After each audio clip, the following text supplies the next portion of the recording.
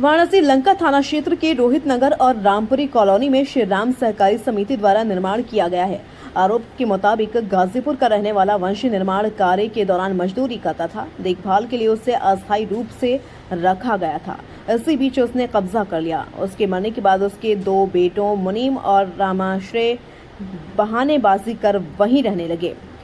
कोविड-19 महामारी आने पर मुनीब और रामाश्रय के साथ रह रही शीला देवी ने निवेदन किया कि महामारी तक हमें यहीं रहने दिया जाए। समिति के लोगों ने उन्हें रहने की इजाजत दे दी। समिति के लोग जब जमीन खाली कराने गए तो फर्जी मुकदमे में फंसा देने की धमकी दी गई। जमीन छोड़ने के एवज में सभी ने रुपये की मांग की। 14 लाख रुपए उनके खाते में भेजने के साथ 18,000 रुपये नकद दिए गए। बावजूद इसके सभी ने जमीन खाली नहीं की। न्याय पाने के लिए समिति के लोग थाने से लगायत पुलिस चौकी तक भटक रहे हैं। समिति की तरफ से मैं श्री राम सहकारी आवास समिति का अध्यक्ष हूँ। मेरा नाम शिवाजी सिंह है, एडवोकेट हूँ और आप जो है हमारे पूर्व अध्यक्ष रहे हैं, फाउंडर भी रहे हैं, रविन्द्रनाथ बनर्जी और अध्यक्ष रहे। आप बनारस बार के भी अध्यक्ष रहे। यहाँ बुलाने का एक उद्देश्य ये था कि हमारे कॉलोनी में जब फाउंडर के समय एक बंसी नाम का लेबर था जो यहाँ काम करता था और वो दूर से आता था, तो उसने आप लोगों से रिक्वेस्ट किया कि हमको रोज़ आना जाना पड़ता है, हमको यहीं रहने दीजिए। तो इन लोगों ने कहा कि ठीक है, अगर कोई प्लाट होल्डर खरीदता था, आवंटित होता था तो दूसरे में उसको शिफ्ट कर दिया जाता था। इस तरह करते करते ये लास्ट में लड़कों को औरतों को सबको बुला लिया, रहने लगा और उसकी डेथ हो गई। उसके डेथ के बाद चूँकि कोविड का पीरियड था तो हम लोगों ने डिस्टर्ब भी नहीं किया, रहते रहे। इस बीच में उन सबों ने 3 सेट बना लिया, 2-3 टीन सेट बना लिया। उसके बाद जब हम लोगों ने कहा कि भाई अब इस प्लाट को तुम खाली कर दो, तुमको दूसरी जगह दे रहे हैं, तो उन सबों ने जाने से इनकार कर दिया और डाले FIR किया। और FIR करने के बाद उसका हवाला इसमें है।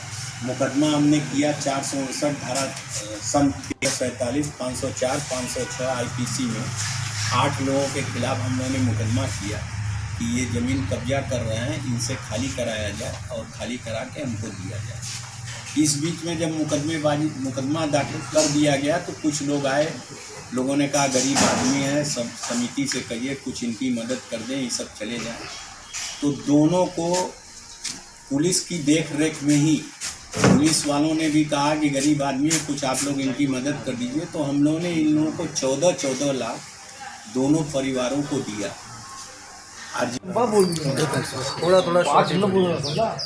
समिति का अध्यक्ष हूँ, शिवाजी सिंह, एडवोकेट मेरा नाम है। और इस प्रेस कॉन्फ्रेंस इसलिए बुलाई गई है कि इस समिति में एक लेबर क्लास था जो मेरे एक प्लाट पे कब्जा कर लिया और शेड बना लिया है। शेड खाली करने के लिए हमने एक FIR किया। FIR के तहत चार्जशीट लगी, मुकदमा कायम हुआ और पुलिस इनसे जब खाली कराने लगी तो बीच में लोगों ने कहा गरीब आदमी है, इन लोगों को कुछ मदद कर दीजिए। तो समिति ने दोनों परिवारों को 14 लाख रुपया दिया बजरिए RGTS और चेक के। वो लेने के बाद इन्होंने ये एक इकरामनामा सहमति पत्र बनाया कि हमको पैसा मिल गया है, हम इस ज़मीन को खाली करके आपका कब्जा करा देंगे।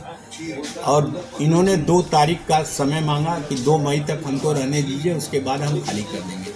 और 2 मई के बाद से अब तक ढीला हवाली करने लगे। पुलिस वालों ने जब हम लोग पुलिस में फिर गए, पुलिस वाले आए कि भाई तुमने जो लिख के दिया है उसका पालन करो और खाली करो। तो ये सब जो है दुनिया भर का हम लोगों को गाली गलौज, मारपीट करने पे उतार। इसमें पुलिस की क्या भूमिका है? पुलिस की भूमिका बस इतना ही है कि चार्जशीट लगी थी। चार्जशीट के तहत हम लोग पुलिस पे दबाव बना रहे थे कि आप इनको अरेस्ट करिए या खाली कराइए। पुलिस वालों ने कहा कि अरे गरीब आदमी है, कुछ इनकी मदद कर दीजिए। हम लोगों ने दरोगा जी के कहने पे 14 लाख रुपए का भुगतान उनकी उपस्थिति में कर दिया दोनों को। अब क्या मांग करते प्रशासन से? अब ये सब कह रहे हैं कि हमको 5-5 लाख और दीजिए, तब हम जाएंगे, नहीं तो ऐसे नहीं जाएंगे। और गाली गलौज और मारपीट पे आमादा हैं, धमकी दे रहे हैं कि हरिजन एक्ट में फंसा देंगे, औरत के उत्पीड़न का लगा देंगे, ये सब तरह की धमकी दे रहे हैं। क्या वकील मांग साहब, करते हैं आप खुद कानून के जानकार हैं, क्या लग रहा है कोई भूमाफिया या किसी राजनीतिक संरक्षण में ऐसी बातें? राजनीतिक संरक्षण का हमको पता नहीं, लेकिन हाँ ये जरूर लग रहा है कि कहीं ना कहीं से इनको कुछ फीडबैक किया जा रहा है, जिसके तहत ये लोग एकदम राजी होने के बाद, इकरारनामा करने के बाद, फिर जो है पुलिस के सामने करने के बाद पलटी खा रहे हैं। क्या मांग करते हैं स्थानीय पुलिस वालों से? थाने वालों से नहीं, हम लोग से कहते हैं कि 5-5 लाख और दे दीजिए तो हम खाली कर एक चीज़ ये बताइए कि जब पुलिस ने चौकी पर जो है लिखा पढ़ी करा करके जब वो खाली कराया, पैसा भी दिया वो जी, उसके बाद भी पुलिस वाला भी मुकर गया, क्या उच्च अधिकारियों के पास भी गए कि नहीं आप? गए, हम इंस्पेक्टर साहब के यहाँ गए और भी सीओ साहब के यहाँ तक कहा गया। सीओ साहब ने सब इंस्पेक्टर को कहा कि तुमने जब पैसा इन लोगों को दिलवा दिया है, इनके खाते में पैसा चला गया है, तो प्रेशर दे के खाली करवाओ तुम।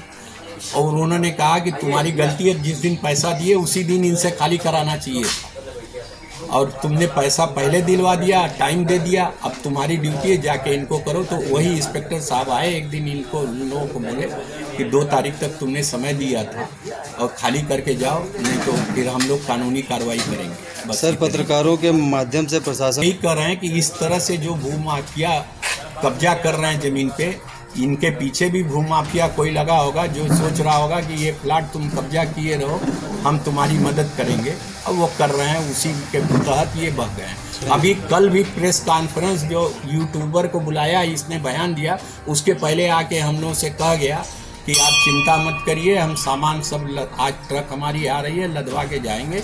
सुबह तक हम लोग यही सोचे थे कि आज ये खाली कर देगा, और बाद में पता लगा कि साहब ये तो रात में इस तरह से। अब आगे की रणनीति क्या है ये बताइए, आगे क्या प्रोग्राम आपका? आगे हमारा प्रशासन से यही मांग है कि हमारा खाली कराया जाए। ठीक। अगर और जो कानूनी कार्रवाई होगी, कानूनी कार्रवाई करेंगे, पैसा लिए हैं।